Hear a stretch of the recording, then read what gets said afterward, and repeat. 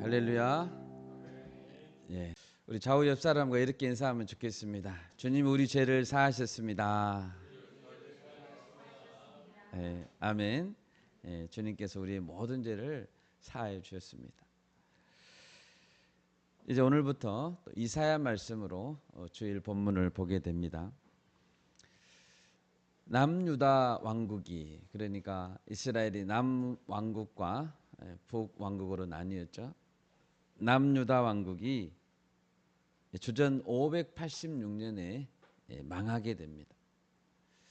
이사야는 남유다 왕국이 멸망하는 때를 기점으로 보면 약 150년 전에 활동했었습니다. 망하기 전 150년 전에. 이때는 남유다 왕국의 중간 정도 또는 중후반기 정도가 되는 것 같습니다. 그때 활동했었습니다. 이사야가 기록한 이사야서는 구약의 선지서들 중에서 가장 먼저 등장합니다. 총 66권으로 이루어진 대작이죠. 이사야서는 대작입니다. 특히 장차 오실 메시아를 가장 구체적으로 그려주고 있다는 점에서 매우 특이한 선지서입니다. 그래서 신약에 보면 4권의 복음서가 있죠. 그런데 이 이사야서를 5번째 복음서라고 부르기도 하고 혹은 구약의 복음서라고 부르기도 합니다. 이사야는 예수님이 오시는 그 시점부터 보면 약 700년 전 사람이거든요. 그런데 하나님은 어떻게 이 이사야에게 구체적으로 메시아에 대해서 계시를 주셨을까요? 이사야는 정말로 큰 은혜를 입은 자임에 틀림이 없습니다. 그렇다면 이 이사야가 이렇게 특별한 선지자가 되었던 계기, 사명자로서 헌신하게 된 그 시점은 어디였을까요? 그것이 오늘 본문의 이야기입니다. 이사야가 초림으로 오시는 그리스도를 미리 예고했었다면 우리는 이제 다시 오실 그리스도를 예고해야 되죠. 그리고 세상에 알려야 될 책임이 있는 사명자들입니다. 그렇다면 우리도 이사야가 헌신했고 세움받았던 이 장면을 보면서 하나님의 부르심과 보내심을 덧입어야 될 것 같습니다. 이사야는 어떻게 하나님 앞에서 사명자가 되었을까요? 그는 먼저 첫째로 하나님의 영광을 보았습니다. 무엇을 보았다고요? 하나님의 영광을 보았습니다. 본문 1절을 보시면 우시야 왕이 죽던 해에 내가 본 적이라고 시작하고 있습니다. 이때는 주전 739년이라고 알려져 있습니다. 남유다 왕국의 우시야 왕, 그는 어떤 왕이었을까요? 그가 어떤 왕이었는지 우리가 한번 보면 좋겠습니다. 역대하 26장 4절에서 6절입니다. 우리 한 목소리로 읽겠습니다. 우시야가 그의 아버지 아마샤의 모든 행위대로 여호와 보시기에 정직하게 행하며 하나님의 묵시를 밝게 하는 스가랴가 사는 날에 하나님을 찾았고 그가 여호와를 찾을 동안에는 하나님이 형통하게 하셨더라. 우시야가 나가서 블레셋 사람들과 싸우고 가드 성벽과 야브네 성벽과 아스돗 성벽을 헐고 아스돗 땅과 블레셋 사람들 가운데에 성읍들을 건축하매. 그 이하의 말씀들을 계속 보시면 우시야는 매우 뛰어난 왕이었다라는 것을 알 수 있습니다. 여호와 하나님을 간절하게 찾았고 정직하게 행한 자였습니다. 하나님은 이런 우시야를 형통하게 하셨죠. 블레셋 사람들이 사는 땅 한가운데, 그러니까 적군들이죠. 적군들이 사는 그 땅 한가운데 성읍을 건축하기도 했고 아라비아 마온 사람들을 치게 하기도 했습니다. 암몬 자손에겐 조공을 받게 했고 남쪽의 아프리카 강대국인 애굽의 변방에게까지 우시아의 이름이 알려졌습니다. 대단한 왕이었습니다. 그런데 그런 왕이 죽었습니다. 물론 하나님은 우시아 왕이 죽을 때까지 나병 환자로 지내게 했었는데요. 그 이유는 그가 강성해진 나머지 교만하게 행했기 때문입니다. 비록 불명예스럽게 물러나기는 했지만 우시아는 장장 52년간 유다 왕국의 희망이었습니다. 이런 왕이 죽었습니다. 백성들은 불안했겠죠. 이때 이사야는 하나의 환상을 보게 됩니다. 그것은 오늘 본문에서 보듯이 보좌에 앉으신 주님에 대한 환상이었습니다. 주님께서는 높이 들린 보좌에 앉아 계셨고 주님의 옷자락은 성전에 가득했습니다. 그리고 그 보좌 주위에는 스랍들이 날고 있었습니다. 여러분 얼마나 놀라운 장면입니까? 상상해 보십시오. 스랍들은 천사들입니다. 새 쌍으로 된 6날개를 가지고 있었고 2날개로는 자신들의 얼굴을 가리고 2날개로는 발을 가리고 2날개로는 날면서 찬양했습니다. 거룩하다 거룩하다 거룩하다 만군의 여호와여 그의 영광이 온 땅에 충만하도다. 아멘. 아멘. 이렇게 찬양했습니다. 여러분 스랍들은 왜 거룩하다를 반복했을까요? 그것은 창조주 하나님과 피조물 사이에 가장 극명한 차이는 여호와 하나님의 거룩하심이기 때문입니다. 거룩함의 기본적인 개념은 구별됨이죠. 여러분 천사들도 나름 순수한 존재들입니다. 천사들도 순수한 존재들이죠. 천상의 존재들입니다. 그런데도 천사들조차도 하나님을 바라볼 수 없었습니다. 하나님은 가장 거룩하시기 때문입니다. 여러분 우리 아버지 하나님은 거룩하신 분입니다. 거룩하신 하나님을 향해 그 아버지를 향해 함부로 말하고 하나님께 나아가는 예배의 자리를 경솔하게 대하고 하나님의 말씀을 알면서도 내 마음대로 행동하는 행위는 엄청난 신성모독입니다. 사도 바울은 하나님이 높여주신 그리스도에 대해서 이렇게 설명했습니다. 빌립보서 2장 9절에서 11절인데요. 제가 읽습니다. 이러므로 하나님이 그를 지극히 높여 모든 이름 위에 뛰어난 이름을 주사 하늘에 있는 자들과 땅에 있는 자들과 땅 아래에 있는 자들로 모든 무릎을 예수의 이름에 꿇게 하시고 모든 입으로 예수 그리스도를 주라 시인하여 하나님 아버지께 영광을 돌리게 하셨느니라. 예수님은 이런 분입니다. 하나님 아버지는 거룩하십니다. 또 하나님께서 거룩하시다라는 뜻은 존재적으로 피조물과 구별되는 분이라는 의미뿐만 아니라 하나님은 흠이 없고 완벽하시다라는 뜻입니다. 하나님은 그분의 생각과 행동에 있어서 절대적으로 순결하시고 선하시고 전혀 거짓이 없으십니다. 그리고 그것은 영원히 변하지 않습니다. 할렐루야. 아멘. 그래서 하나님은 당연히 찬양을 받기 합당하신 분이십니다. 그러면 스랍들은 어떻게 찬양했습니까? 3절에 보면 서로 불러 이르되라고 했죠. 이전에 개역 한글 성경에서는 서로 창화하여 가로되라고 했습니다. 최소한 둘 이상의 스랍들은 둘 이상의 그룹으로 나누어져서 찬양했습니다. 창화했다는 것은 큰 소리로 외쳐 불렀다라는 뜻입니다.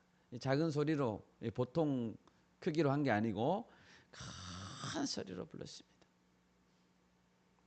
또 서로 불렀다라고 했습니다. 서로 한 그룹이 다른 그룹과 어울려서 하모니를 이루어서 합창을 했다는 뜻이죠.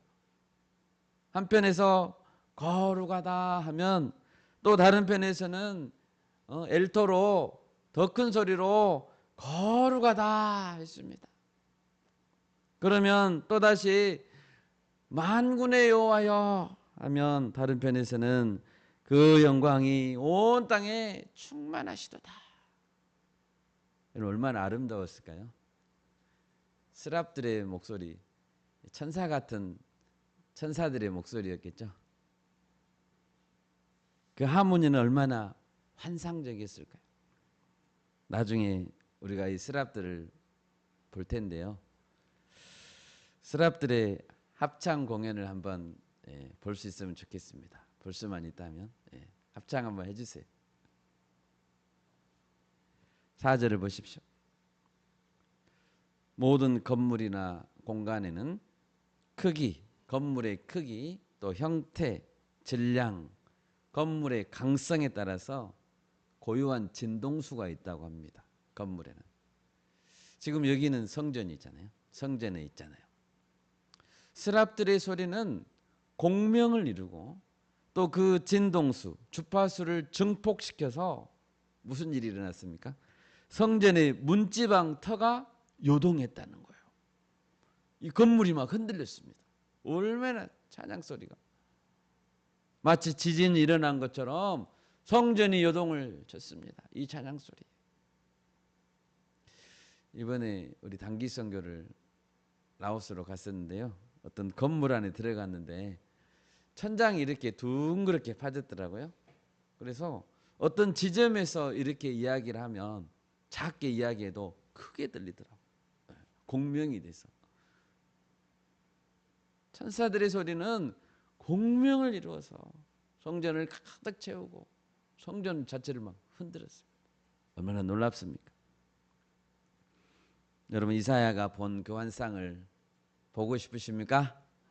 아멘. 우리도 보고 싶습니다. 우리는 지금 어떻게 보고 있습니까? 우리는 지금 기록된 하나님의 말씀을 통해 우리는 보고 있습니다. 아멘. 높이 들린 보좌에 앉으신 주님, 그리고 날면서 큰 소리로 찬양하는 스랍들. 왜 하나님은 이사야에게 이런 놀라운 모습을 보여주셨을까요? 왜 이사야는 이런 놀라운 영광스러운 광경을 보아야만 했을까요? 마태복음 16장에 보면 예수님은 이제 공생의 사역을 어느 정도 마쳤을 때 제자들을 데리고 캠프를 가셨습니다. 갈릴리 호수에서 북쪽으로 약 50km 정도 떨어진 가이사랴 빌립보라는 곳으로, 거기가 경치가 좋거든요. 산이 있고 물이 있고. 거기서 제자 캠프를 열었습니다. 제자 캠프의 주제는 너희는 나를 누구라 하느냐였습니다. 베드로는 이 질문에 명대답을 했죠. 좋은 대답을 했고 예수님은 그때 비로소 처음으로 자신의 십자가와 부활에 대해서 말씀했습니다. 그러면서 말씀했습니다. 누구든지 나를 따라오려거든 자기를 부인하고 자기 십자가를 지고 나를 따를 것이니라 라고 했습니다. 그러면 예수님이 십자가를 제한다는 그 말에 하신 그 말에 제자들의 반응은 무엇이었습니까? 베드로는 예수님께 따졌습니다. 항변하면서 꾸짖었습니다. 주여 그리하지 마옵소서. 여러분 왜 그런 반응을 보였을까요? 제자들의 마음속에는 이런 생각이 있었습니다. 주님이 죽어버리면 무슨 의미가 있습니까? 지금까지 우리가 고생하고 주님을 따르고 여기까지 따랐는데 따라온 우리들은 뭐가 됩니까? 왜 이러십니까? 십자가에서 우리까지 죽으라고요? 그러려고 불렀습니까? 이런 마음이 있었습니다. 이때 예수님은 중요한 말씀을 하십니다. 마태복음 16장 27, 28절인데요. 인자가 아버지의 영광으로 그 천사들과 함께 오리니 그때에 각 사람이 행한 대로 갚으리라. 진실로 너희에게 이르노니 여기 서 있는 사람 중에 죽기 전에 인자가 그 왕권을 가지고 오는 것을 볼 자들도 있느니라 라고 했습니다. 이 말씀을 하시고 6일이 지났습니다. 엿새 후에 예수님은 제자들 3명을 데리고 높은 산에 올라갔습니다. 베드로와 야고보와 요한을 데리고 갔습니다. 그곳에서 예수님은 제자들에게 무엇을 보여줬죠? 변화된 모습을 보여줬습니다. 그 모습은 지금까지 봐왔던 예수님과는 전혀 다른 모습이었습니다. 마태복음 17장 2절인데요. 그들 앞에서 변형되사 그 얼굴이 해같이 빛나며 옷이 빛과 같이 휘어졌더라. 마치 예수님 몸 안에 큰 불덩어리를 예수님 몸 안에 있는 것처럼, 해가 그 안에 있는 것처럼 예수님이 빛났습니다. 직접 광경을 보았던 베드로, 야고보, 요한이 갔잖아요. 베드로는 마가의 손을 빌려서 이렇게 기록했습니다. 마가복음 9장 3절인데요. 그 옷이 광채가 나며 세상에서 빨래하는 자가 그렇게 희게 할 수 없을 만큼 매우 희어졌더라. 아마 예수님의 옷을 베드로가 주로 많이 빨았던 것 같아요. 아무리 빨아도 안 깨끗해지는데 세상에서 빨래하는 자가 그렇게 희게 할 수 없을 만큼 매우 휘어졌더라. 세상에서 볼 수 없는 거죠. 변화산 위에 2사람이 찾아왔습니다. 누구였습니까? 구약의 대표였던 모세와 엘리야가 찾아왔습니다. 율법과 선지자를 대표하는 자들이죠. 모세와 엘리야. 여러분, 제자들은 얼마나 좋았을까요? 여러분, 모세는 이스라엘 사람들에게는 거의 영웅입니다. 거의 신적 존재입니다. 모세 5경을 쓴 모세라니, 내가 생전에 모세를 보다니, 엘리야 병거 타고 하늘에 죽지도 않고 그냥 불병거를 타고 올라간 그 엘리야를 내가 보다니, 이게 꿈이냐 생시냐, 얼마나 제자들이 좋았을까요? 그런데 빛난 구름 사이에서 하나님의 음성이 들렸습니다. 무엇이 들렸다고요? 하나님의 음성. 이는 내 사랑하는 아들이요 내 기뻐하는 자니 너희는 그의 말을 들으라 라고 했습니다. 무슨 뜻입니까? 모세가 쓴 율법책, 그리고 선지자들이 기록한 모든 예언의 글들, 이것은 결국 누구의 말을 듣기 위한 것입니까? 예수님의 말을 듣기 위한 것입니다. 아버지 하나님의 사랑하는 독생자 예수 그리스도의 말씀이 최종 결론이라는 거죠. 궁극적으로 드려야 될 쉐마의 말씀이라는 뜻입니다. 너희는 그의 말을 들으라. 하나님께서 빛나는 구름 속에서 말씀하실 때 베드로, 야고보, 요한도 엎드렸을 것이고, 뿐만 아니라 모세도 엎드리고 엘리야도 땅에 엎드렸을 것입니다. 다 엎드려야 됩니다.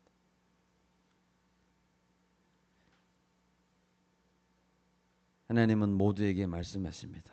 너희 모두는 그의 말을 들으라. 여러분, 예수님과 모세와 엘리야 사이에 무슨 이야기를 했을까요? 무슨 이야기를 했는지 기록되어 있습니다. 누가복음 9장 31절인데요. 장차 예수님께서 예루살렘에서 별세하실 것에 대해서 대화를 나누었다라고 했습니다. 여러분, 이런 대화는 예수님이 모세와 엘리야를 따로 불러서 할 수도 있잖아요. 굳이 세 명의 제자들 앞에서 할 필요가 있습니까? 굳이 불러서? 그때?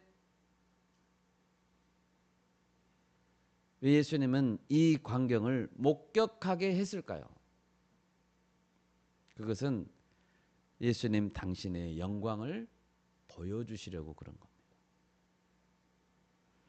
또 하나님 아버지의 음성을 통해서 진정한 구원자로서 하나님의 그 인증, 독생자 예수 그리스도 그 인증을 보여주시기 위함이었습니다. 베드로는 나중에 편지를 썼습니다. 초대교회 성도들에게 베드로 전후서를 썼죠. 베드로는 그 변화산 사건을 직접 경험한 자죠. 우리 같이 한번 찾아볼까요? 베드로후서 1장 16에서 18절 읽겠습니다. 베드로후서 1장 16에서 18절 말씀 같이 읽습니다.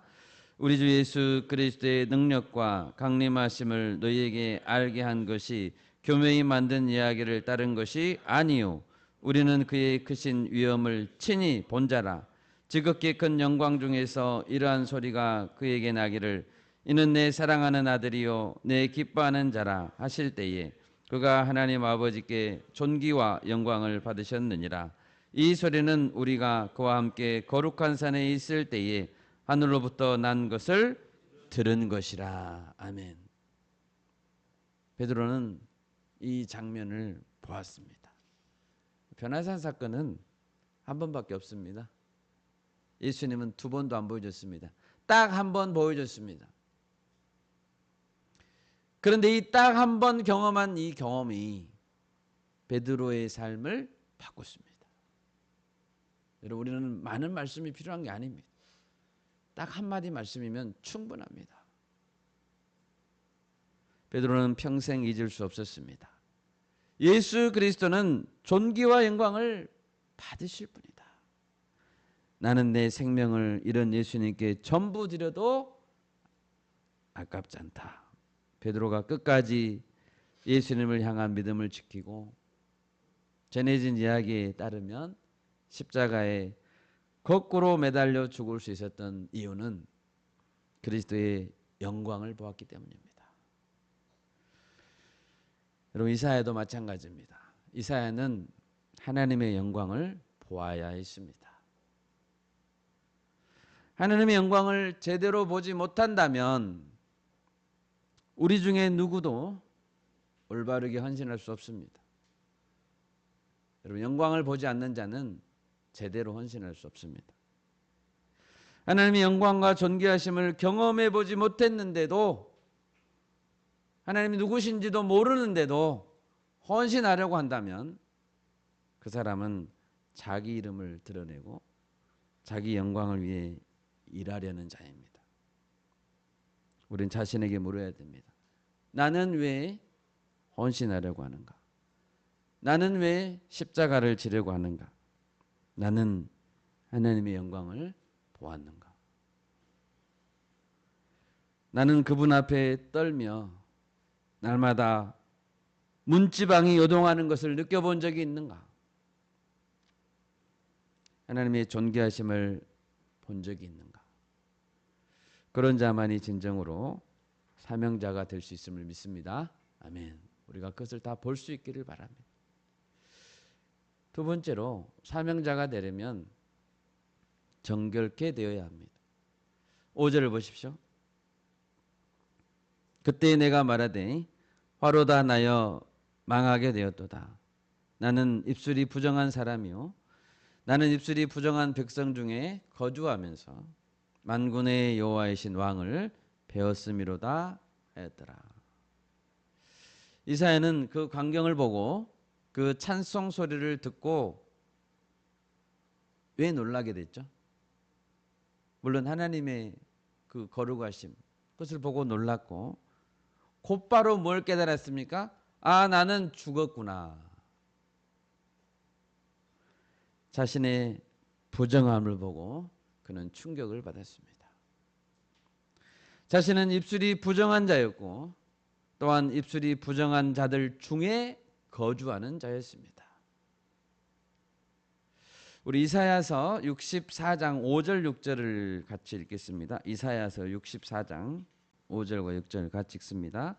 주께서 기쁘게 공의를 행하는 자와 주의 길에서 주를 기억하는 자를 선대하시거늘 우리가 범죄함으로 주께서 진노하셨사오며 이 현상이 이미 오래되었사오니 우리가 어찌 구원을 얻을 수 있으리까? 무릇 우리는 다 부정한 자 같아서 우리의 의는 다 더러운 옷 같으며 우리는 다 잎사귀같이 시들므로 우리의 죄악이 바람같이 우리를 몰아가나이다. 아멘. 여러분, 우리는 이런 자들이에요. 이 현상이 이미 오래됐습니다. 어찌 우리가 구원을 얻을 수 있습니까? 우리는 다 잎사귀같이 시들었습니다. 아담이 범죄 후에 날마다 한 게 뭐였습니까? 잎사귀로 옷 만들어 입는 것이었습니다. 그 잎사귀는 하루만 지나면 시들어버려요. 가릴 수 없습니다. 인간은 누구나 거룩하신 하나님 앞에 가면 부정함을 도저히 가릴 수 없는 겁니다. 세상에 의인은 없나니 한 사람도 없습니다. 그러므로 사람은 하나님을 직접 볼 수 없고 직접 본다면 죽습니다. 하나님은 심지어 모세에게도 말씀했습니다. 출애굽기 33장 20절입니다. 또 이르시되 네가 내 얼굴을 보지 못하느니 나를 보고 살 자가 없음이니라. 그러면 하나님을 직접 본 이사야가 망하지 않고 죽지 않는 길은 무엇일까요? 모든 죄가 사해지고 정결케 되는 길밖에 없습니다. 6절을 보십시오. 이사야가 화로다 나는 나여 망하게 되었도다 라고 했을 때 서랍 중 하나가 부젓가락을 들어 제단에서 핀 숯을 가지고 이사야에게 급히 날아왔습니다. 그리고 벌겋게 달아오른 숯불로 이사야의 입술을 태워버렸습니다. 그리고 서랍은 선포했습니다. 보라, 이것이 내 입에 닿았으니 내 악이 제하여졌고 네 죄가 사하여졌느니라. 여러분, 이 사실을 볼 때 우리가 알 수 있는 것은 무엇입니까? 부정한 입술, 죄악된 입술을 가지고는 하나님의 사역을 감당할 수 없다는 것입니다. 없을 뿐더러 망하게 될 운명에 처했다는 것입니다. 만약 스랍이 뜨거운 이 숯불로 이사야를 정결케 하지 않았다면 이사야는 즉사해야 됩니다. 즉사. 그것이 정의입니다. 바로 죽는 것이 당연한 것입니다. 그런데 스랍은 즉시 제단 숯으로 이사야를 정결케 해 주었습니다. 여러분, 우리는 모두 화로다 나여 망하게 되었도다 라고 탄식해야 될 운명을 가진 자들입니다. 사도 바울도 통곡했습니다. 오라, 나는 곤고한 사람이로다. 이 사망의 몸에서 누가 나를 건져내랴. 우리가 정결케 된 것은 하나님의 은혜 때문임을 믿습니다. 아멘. 이사야가 정결케 된 것은 어떤 방법으로 된 것이죠? 제단에서 가져온 숯불로 정결케 됐죠? 어디에서 가져왔다고요? 제단에서. 다른 곳에서 가져오면 안 됩니다. 반드시 거기서 가져와야 돼요. 다른 불은 안 됩니다. 반드시 보좌 앞에 있는 제단에서 가져온 것이어야 합니다. 사람이 고아내는 방법, 그것으로는 안 됩니다. 하나님이 친히 준비한 불입니다. 다른 불을 가져와서 제사를 드리려고 하면 하나님은 어느 누가 되었든지 그 사람을 죽여버립니다. 대표적인 예는 누굽니까? 아론의 두 아들이죠. 나답과 아비후는 다른 불로 드리려다가 죽었습니다. 여러분, 우리는 오직 하나님께서 정하신, 하나님이 규정하신 정결 의식을 통해만 나가야 합니다. 그 길은 무엇입니까? 예수님이 오시기 전에는 하나님이 정해주신 규례대로 드리는 제사였고, 예수님이 오신 이후에는 오직 십자가 보혈밖에 없습니다. 아멘? 아멘. 사실 예수님이 오시기 전에 모든 제사 제도도 예수님을 예표하는 것이었습니다. 우리는 예수님의 보혈로만 깨끗하게 될 수 있습니다. 골고다 언덕에서 단번에 드려진 바로 그 제사, 그것으로만 깨끗하게 됩니다. 어느 누구도 자기에게서 출발한 의로움으로, 자기의 공로로, 선행으로 정결케 될 수 없습니다. 그런 자들은 한 사람도 예외 없이 화로다, 망하게 되었도다 하는 그 인생에 포함될 것입니다. 여러분, 왜 이사야의 입술은 불에 태워져야 했습니까? 단순히 복음을 전달하기 위해서만입니까? 일꾼이 되기 위해서만입니까? 그렇지 않습니다. 이사야는 먼저 성전에 있었죠. 이사야는 하나님 가까이 나아가 머무는 자였습니다. 성전 안에서 거하며 예배할 수 있는 자가 먼저 되어야 그 다음에 복음을 전하는 것입니다. 성전 안에 머물러도 죽지 않아야죠. 먼저 죽지 않아야 무슨 일도 할 거 아닙니까? 하나님은 이사야를 가까이 곁에 머물도록 하게 하셨습니다.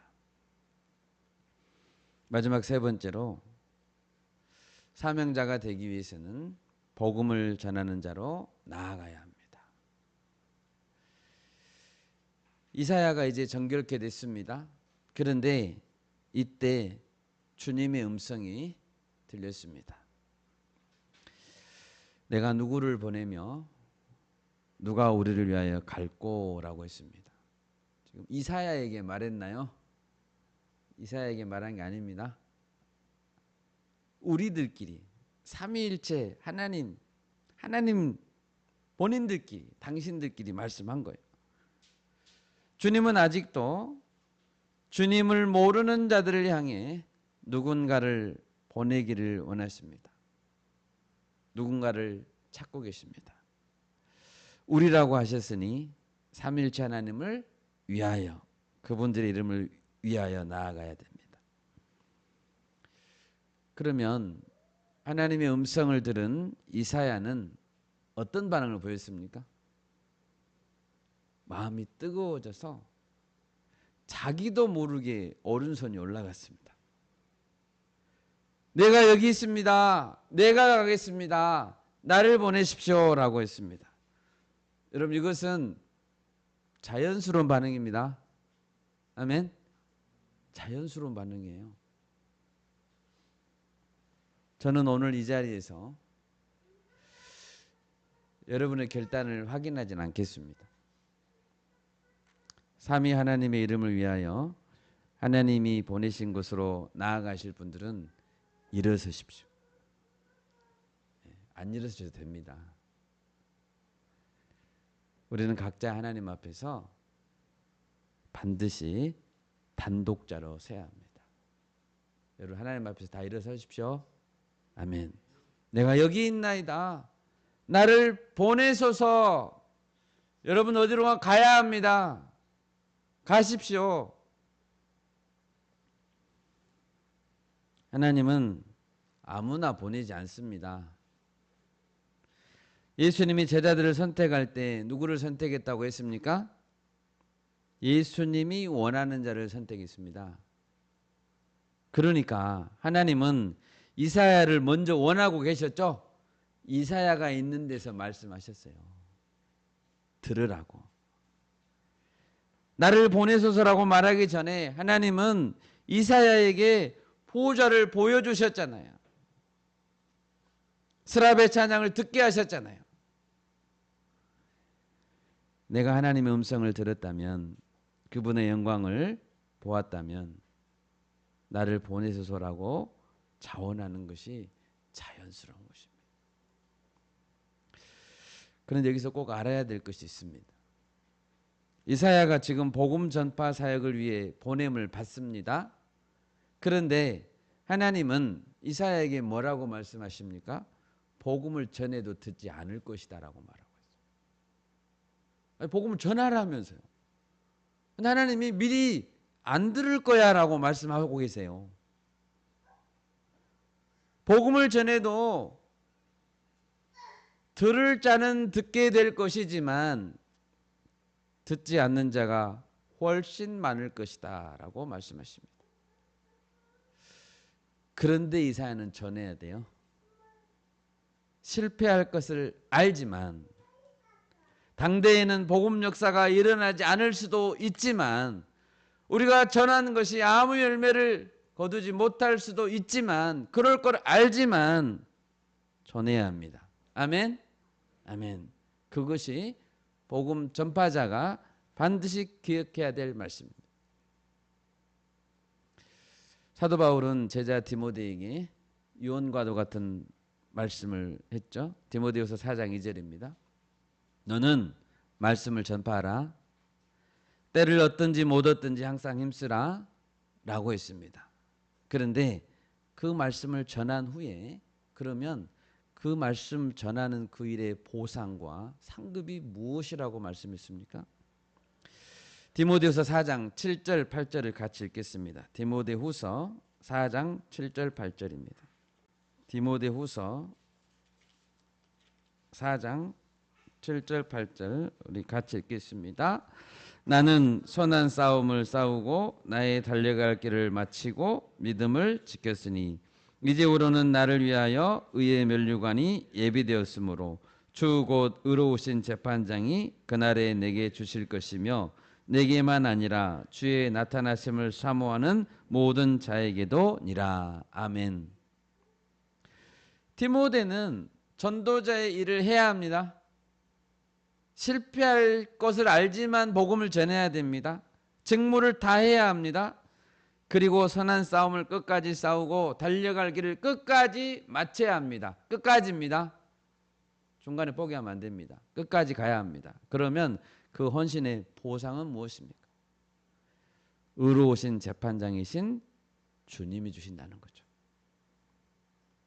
복음을 듣는 자가 많아지고 열매를 많이 맺고 교회가 커지고 성도 숫자가 많아지는 것이 보상입니까?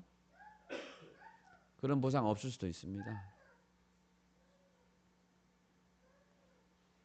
복음을 듣고 열매 맺는 것은 하나님이 하실 일이에요. 사명자는 무엇을 해야 돼요? 바울은 씨를 뿌렸고 아볼로는 물을 줬습니다. 자라게 하시는 분은 하나님이세요. 사명자의 성패는 어떤 숫자로 입증되는 것이 아닙니다. 어떤 힘 있는 자나 어떤 단체가 인증서를 주는 게 아닙니다.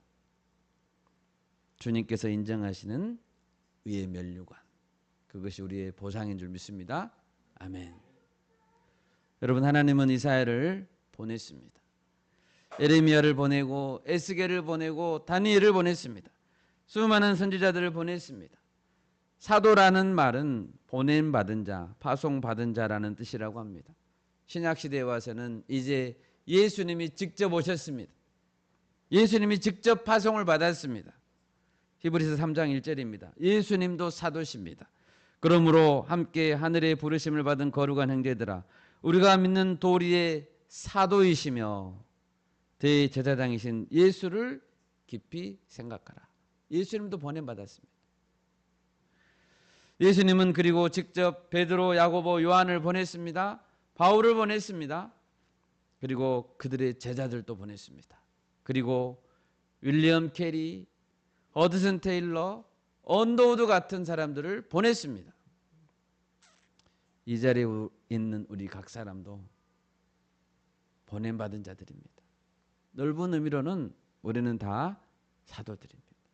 우리는 한 자리에 계속 머물러 있는 자들이 아닙니다.